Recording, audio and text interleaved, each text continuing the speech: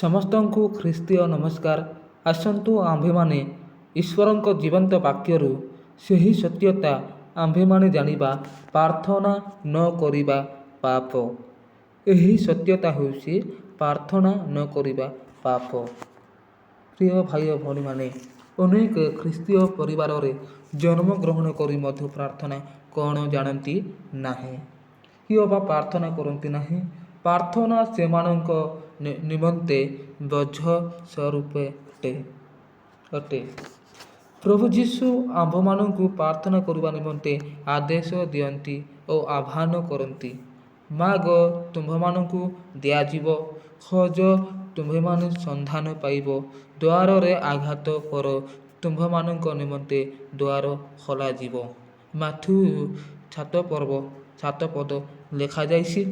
ଆମ୍ଭେମାନେ ଯେ ଈଶ୍ୱରଙ୍କ ନିକଟରେ ମାଗିବା, ତାହା ସେ ଚାହାନ୍ତି। ଅନେକ ସ୍ୱାର୍ଥପର ହୋଇ କେବଳ ନିଜ ପାଇଁ ମାଗନ୍ତି ଓ ଅନ୍ୟମାନଙ୍କ ପାଇଁ ମାଗିବା ନିମନ୍ତେ ସମୟ ନଥାଏ ବା ଇଚ୍ଛା ହୁଏ ନାହିଁ। ଈଶ୍ୱରଙ୍କ ବାକ୍ୟରେ ଲେଖାଯାଏ, ଯେଉଁ ଅନ୍ୟ ଦେଶୀୟମାନେ ସଦାପ୍ରଭୁଙ୍କୁ ଜାଣନ୍ତି ନାହିଁ ଓ ଯେଉଁ ଗୋଷ୍ଠୀ সকଳ ତାହାଙ୍କ ନାମରେ ପ୍ରାର୍ଥନା କରନ୍ତି ନାହିଁ, ସେମାନଙ୍କ ଉପରେ ସଦାପ୍ରଭୁ ଆପଣା କୋପ ଢାଳି ଦିଅନ୍ତି। ଯିର୍ମୀୟ ପୁସ୍ତକ 10:15 ଯାହାର ଅନ୍ତଃକରଣ ସଦାପ୍ରଭୁଙ୍କ ଠାରୁ ଦୂରକୁ ଚାଲିଯାଏ, ସେ ଶାପଗ୍ରସ୍ତ। ଯିର୍ମୀୟ ପୁସ୍ତକ 17:5 ଲେଖାଯାଇଛି, ସେମାନେ ଖାଦ୍ୟ ଗ୍ରାସ କଲା ପରି ମୋ ଲୋକମାନଙ୍କୁ ଗ୍ରାସ କରନ୍ତି, ପୁଣି ପରମେଶ୍ୱରଙ୍କ ଠାରୁ ପ୍ରାର୍ଥନା କରନ୍ତି ନାହିଁ। ସେମାନେ ଭ୍ରଷ୍ଟ, ସେମାନେ ଘୃଣାଯୋଗ୍ୟ ଅଧର୍ମ କରିଅଛନ୍ତି। ଗୀତ ସଂହିତା 53:4 ଲେଖାଯାଇଛି।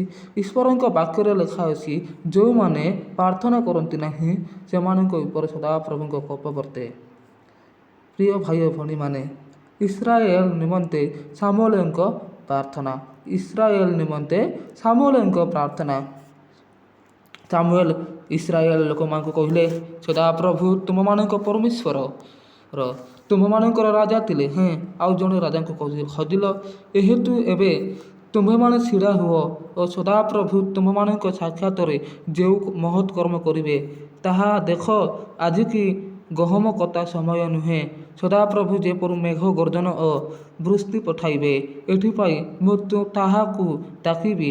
ତହିଁରେ ତୁମ୍ଭେମାନେ ଆପଣାମାନଙ୍କ ପାଇଁ ରାଜା ମାଗି ସଦାପ୍ରଭୁଙ୍କ ଦୃଷ୍ଟିରେ ଯେଉଁ ମନ୍ଦତା କରିଅଛ, ତାହା ଯେ ବଡ଼, ଏହା ତୁମ୍ଭେମାନେ ଜାଣିବ ଓ ଦେଖିବ।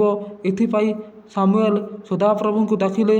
ପୁଣି ସଦାପ୍ରଭୁ ସେହିଦିନ ମେଘ ଗର୍ଜନ ଓ ବୃଷ୍ଟି ପଠାଇଲେ। ତହିଁରେ ସମସ୍ତ ଲୋକ ସଦାପ୍ରଭୁଙ୍କୁ ଓ ସାମୁଏଲଙ୍କୁ ଅତ୍ୟନ୍ତ ଭୟ କଲେ। ପ୍ରଥମ ସାମୁଏଲ 12:16-18 ପର୍ଯ୍ୟନ୍ତ ଲେଖାଯାଇଛି, ପଢ଼ିପାରିବେ। ପୁଣି ସମସ୍ତ ଲୋକ ସାମୁଏଲଙ୍କୁ କହିଲେ, ଆମ୍ଭେମାନେ ଯେପରି ନ ମରୁ, ଏଥିପାଇଁ ତୁମ୍ଭେ ଆମ୍ଭମାନଙ୍କ ନିମନ୍ତେ ସଦାପ୍ରଭୁ ପରମେଶ୍ୱରଙ୍କ ନିକଟରେ ପ୍ରାର୍ଥନା କର। କାରଣ ଆମ୍ଭେମାନେ ଆପଣମାନଙ୍କର ସବୁ ପାପ ଉପରେ ଆମ୍ଭମାନଙ୍କ ପାଇଁ ରାଜା ମାଗି ମନ୍ଦତା ବୃଦ୍ଧି କରିଅଛୁ। ତହିଁରେ ସାମୁଏଲ ସେମାନଙ୍କୁ କହିଲେ, ଭୟ ନ କର, ମନ୍ଦତା କରିଅଛ, ତଥାପି ସଦାପ୍ରଭୁଙ୍କ ପଶ୍ଚାଦ୍ଗମନରୁ ବିମୁଖ ନ ହୁଅ, ସର୍ବାନ୍ତଃକରଣ ସହିତ ସଦାପ୍ରଭୁଙ୍କର ସେବା କର। ସଦାପ୍ରଭୁ ଆପଣା ମହାନାମ ସକାଶେ ଆପଣା ଲୋକମାନଙ୍କୁ ତ୍ୟାଗ କରିବେ ନାହିଁ। କାରଣ ତୁମ୍ଭମାନଙ୍କୁ ଆପଣା ଲୋକ କରିବା ପାଇଁ ସଦାପ୍ରଭୁ ସନ୍ତୁଷ୍ଟ ହୋଇଅଛନ୍ତି।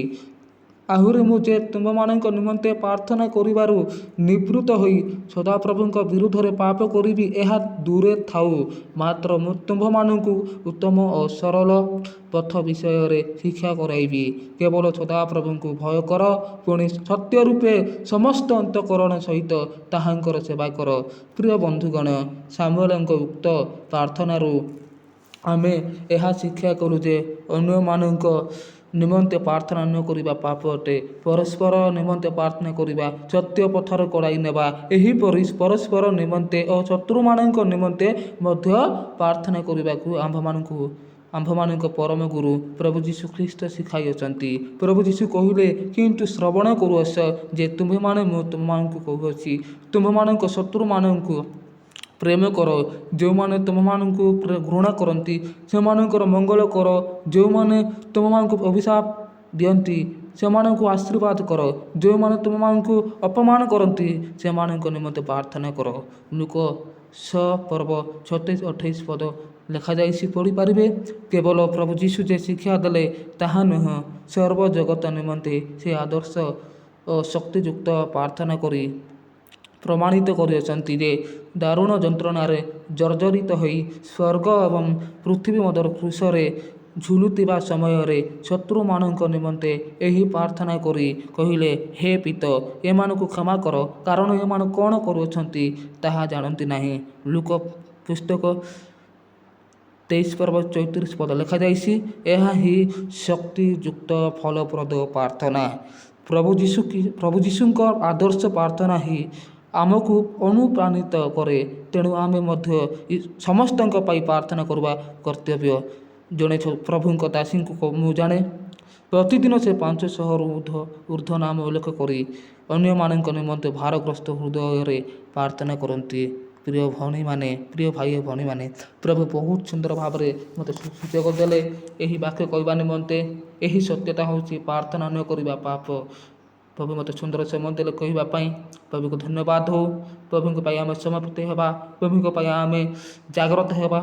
ଆଉ ପ୍ରଭୁ ଆମକୁ ଅନୁଗ୍ରହ କରିଛନ୍ତି। ପ୍ରଭୁ ଏ ସୁନ୍ଦର ବାକ୍ୟ ଦେଇଥିବାରୁ ସମସ୍ତଙ୍କୁ